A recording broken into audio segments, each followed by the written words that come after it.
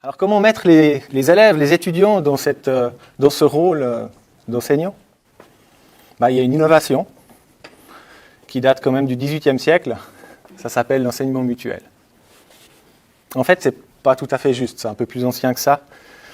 Ces principes, puisqu'il y a à peu près 2000 ans, Sénèque disait déjà, lorsqu'on enseigne, on apprend. Alors vous proposez une conférence sans appliquer ces principes, ça n'a pas tellement de sens. Alors on va renverser tout ça, et puis c'est vous qui allez préparer la conférence, donc c'est vous qui allez créer cette conférence, qui n'est pas encore faite, et puis il va en sortir quelque chose de nouveau. Le savoir, il va être réinterrogé, il va être reconstruit, et puis tout le monde va apprendre. Nous aussi, on se réjouit d'ailleurs d'apprendre aujourd'hui avec vous, tous ensemble. Mais on s'est dit, on va profiter en fait de vous faire passer par quelques concepts, par un dispositif, pour se familiariser un peu avec deux idées, deux concepts, l'enseignement mutuel et le changement de posture.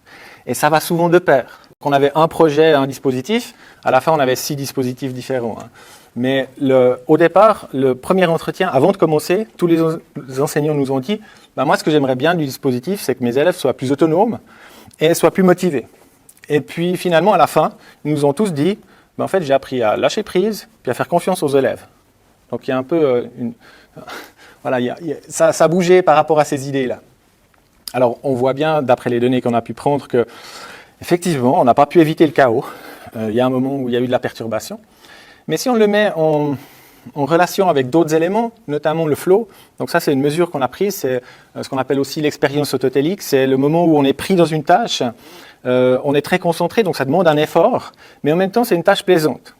Donc on voit 2 pics à 2 moments, et puis si on revient sur les interventions des élèves, moi je vois 2 moments. C'est le moment que j'ai appelé wow moment.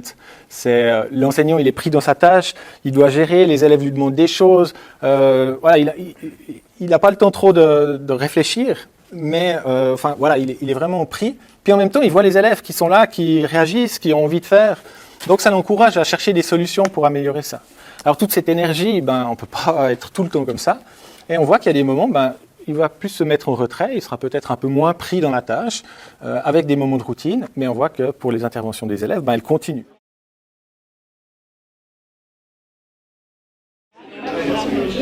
Cette activité de défi, elle a un double objectif. Le premier, c'est de voir comment fonctionne un dispositif, donc il y en a d'autres, mais c'est un des dispositifs qu'on propose et qui permet donc de faire de l'enseignement mutuel. Donc ça c'est le premier objectif. Et le deuxième objectif, c'est en même temps de se familiariser avec certains concepts, certaines théories qui existent là autour. Ce qu'ils sont en train de faire, c'est qu'ils sont en train de réaliser un défi. Et à chaque défi, ils ont une tâche à réaliser. Et cette tâche leur demande peut-être de découvrir, d'aller chercher en fait dans les ressources qui concernent en fait les concepts qui sont derrière l'enseignement mutuel.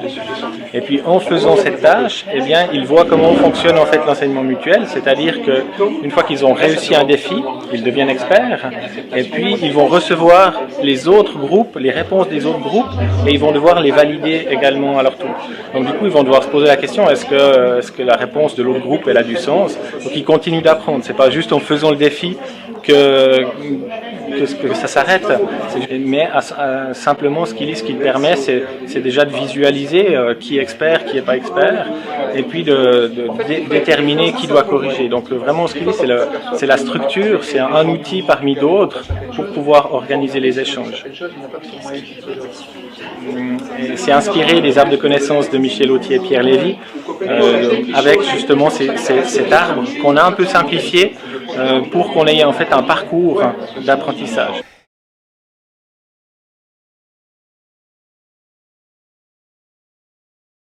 Et ce qui m'a fait changer il y a une dizaine d'années, c'est que je trouvais que mes étudiants étaient trop consommateurs. Et ils prenaient le cours comme ça. Donc je me suis dit, il faut que j'essaye d'innover, mais pas pour qu'ils soient forcément meilleurs en cours, pour qu'il y ait de l'interaction. Voilà.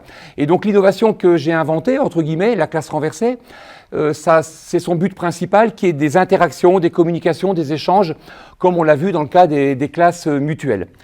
Et pour les prendre un petit peu au départ, je leur ai dit, vous savez que la meilleure façon d'apprendre, c'est d'enseigner, alors faites le cours. Voilà un petit peu à quoi ça ressemble ma classe. Ils s'installent un peu comme ils veulent, c'est open, hein. Ça dure 2 heures, c'est des cours de 2 heures, ils peuvent rentrer, sortir comme ils veulent. Voilà, puis ils s'installent, c'est très très dynamique. Et moi je passe et je leur pose des questions.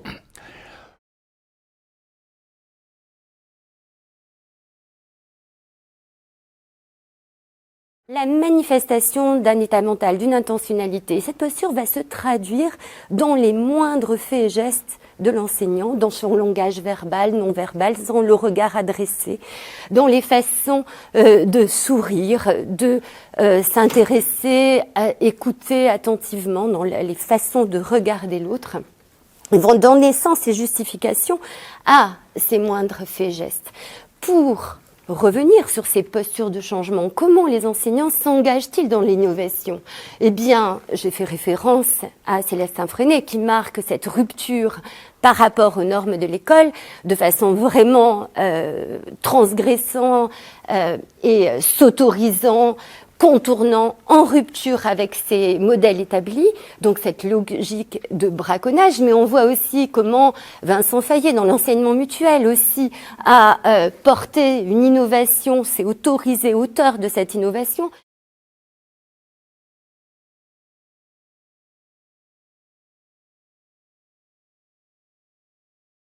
Disons, on a une histoire dans l'enseignement et dans le système scolaire qui a été très très largement marqué quand même par le top-down, par les tentatives d'améliorer la qualité de l'enseignement qui passaient par les mesures d'évaluation externe, PISA et compagnie, TIMSS, etc., qui restent importantes, mais c'est des données dont on dispose pour pouvoir orienter notre pratique. Mais il y a ensuite toujours quand même cette histoire de savoir analyser les processus et avec un certain danger qu'on en reste au niveau de l'analyse au lieu de réfléchir comment est-ce qu'on peut véritablement construire ensemble une vision de la transformation des pratiques qui est extrêmement importante et c'est probablement un des éléments du futur. Et puis vous voyez en rouge, en fait, il y a des mots-clés qui vont avec tout cela.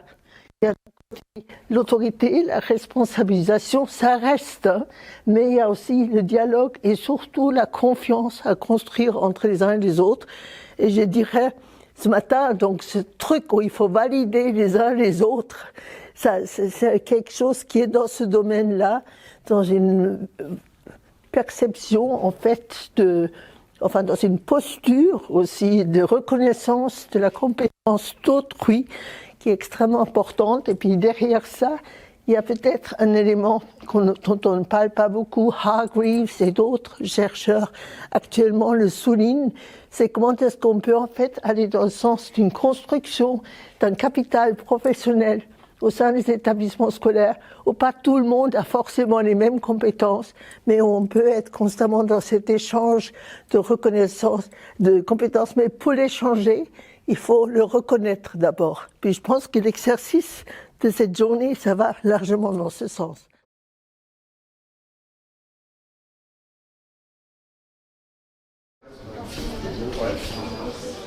La conférence renversée, en fait, ce sont les participants, vous, qui êtes les conférenciers. Donc c'est vous qui avez créé la conférence. Et les experts qui deviennent les spectateurs de la conférence. C'est comme la classe renversée.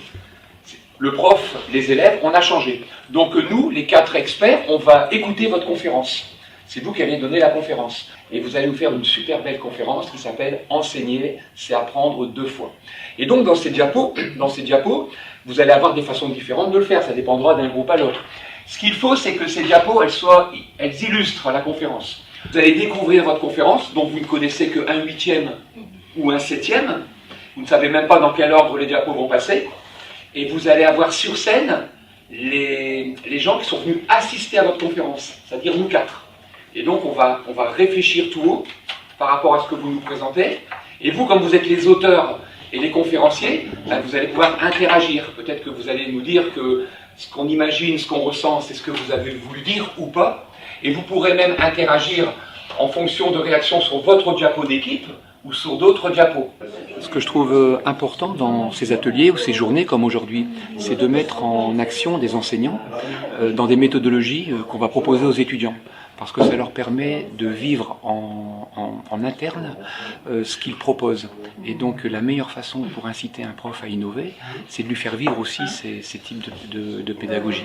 Comme s'il goûtait un peu lui-même le plat, la cuisine qu'il allait proposer à ses élèves.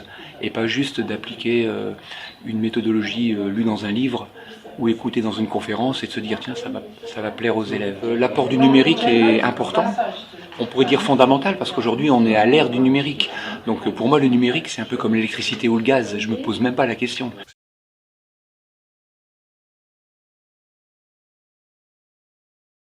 Toi, tu vois deux étudiants. Alors. Moi, je vois deux m'étais posé étudiants. la question. Hein, c'est pour ça que je me suis dit, ça peut être deux profs aussi. Alors, c'est pas venu directement dans ma tête. Après, peut-être que je me suis dit, ça peut être aussi un enseignant et l'élève. Et donc, j'étais parti en me disant, l'élève pose une question. On disait quoi déjà? Parce que ça m'arrive souvent, même dans des classes renversées, qu'un élève me dise, c'est dans quelle partie, où on en est où? Il cherche des références classiques. Et le prof, plutôt que de lui donner la réponse, il va le relancer sur quelque chose. Mais tout à l'heure, quand tu as dit l'élève avec l'expert, à un moment, l'expert, ça peut être le prof. Donc l'expert, ça peut être le prof, mais ça peut être un autre élève. Après, si c'est deux profs entre eux, on pourrait imaginer, mais je voyais plutôt soit les deux premiers cas. Des réactions, hein, n'hésitez pas à vous lever juste la main. Oui, je t'en prie, vous pouvez réagir, même si vous n'êtes pas l'auteur de la diapo. Le résumé, moi, je peux l'interpréter de deux manières. De la manière dont je ne te donne pas la réponse, essaie de la puiser en toi. Ça peut être un problème dans une relation mutuelle, c'est qu'il y a une demande et puis on répond à une question par une interjection à une demande, mais sans vraiment aider l'autre. Donc peut-être prendre le soin d'aider les étudiants et les élèves à devenir tuteurs. Quelles sont les compétences qu'il faut avoir pour ça? Tu dis sans forcément aider l'autre, mais parfois quand tu donnes la réponse tout de suite, est-ce que tu aides l'autre? Parce que si tu relances ou si tu crées une autre type de question, ben peut-être que tu fais prolonger la réflexion. Donc ce qui n'arrive pas forcément dans certains types d'enseignement classiques, où il y a la transmission qui est donnée, il y a une question qui est posée. Peut-être que dans ces méthodologies plus collectives, à chaque fois tu repousses, et puis c'est peut-être au bout de la troisième question qu'il va se passer quelque chose, alors que ce n'était pas du tout arrivé à la première question. On continue. Oui, je sais pas.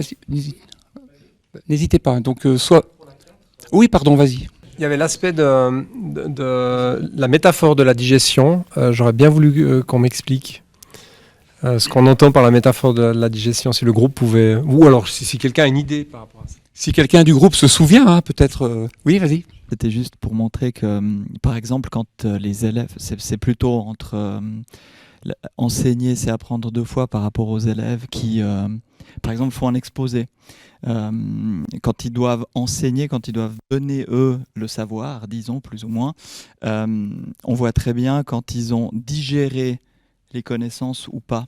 Et en fait, d'enseigner, d'apprendre aux autres, on peut aussi voir ça dans le phénomène du tutorat, visiblement, on n'est jamais aussi bon que quand on a bien englobé la matière et puis qu'on l'a digérée métaphoriquement pour ensuite réussir à la résumer, à la synthétiser. Et puis, c'est à ce moment-là où on est assez... on a appris une deuxième fois. La première fois, elle est peut-être superficielle, effectivement. Et puis la deuxième fois, quand on peut l'enseigner, on est sur la phase de la bonne digestion. Alors peut-être pour rebondir par rapport à ça, alors effectivement, la tablette, c'était un tableau en fait. Donc c'était pour illustrer effectivement qu'au début, l'enseignant était devant son tableau, seul, et puis qu'après, effectivement, il allait changer de position, il allait migrer du coup de sa position de effectivement cours frontal, il allait se mettre au niveau des étudiants, les étudiants effectivement qui allaient se mettre en groupe, comme vous avez dit là, c'était assez bien résumé, discussion, et après effectivement, voilà, là on a effectivement dans cette idée de classe renversée, les élèves qui vont aller du coup au tableau. Ah oui. Et puis effectivement avec cette idée aussi de savoir que là c'est pas tout de la même couleur parce que chacun va amener du coup ses propres perceptions, conceptions, etc. Donc d'où l'idée que finalement maintenant le puzzle il a une couleur un peu différente. Voilà.